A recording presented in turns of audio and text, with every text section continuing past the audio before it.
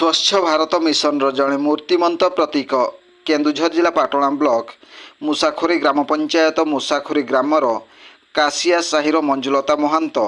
जी कि वर्षा की खरा कि शीत क्या खातिर न करी तीन चकिया ऑटो को निजे चालक सीट्रे बसी चलाइबा सह प्रतिदिन मलिपसी मार्केट ठारू आरंभ करी मुसाखोरी ग्राम पंचायतर समस्त गाँ को जाई समस्त महिला को गाड़ी रे धरी परिवेश को सफा सुतुरा रखिबार तांको अवदान अतुलनीय जी कि एही काम कला बेले निजको समर्पण करी आनंद लाभ करती और स्वच्छ भारत अभियान केवल स्लोगान को तथा देखाई हेबा पई फोटो छापिबा ठारू बहु दूर रे रही से पालटि जाइछंती स्वच्छ भारत अभियान जड़े ब्रांड आंबासडर भावरे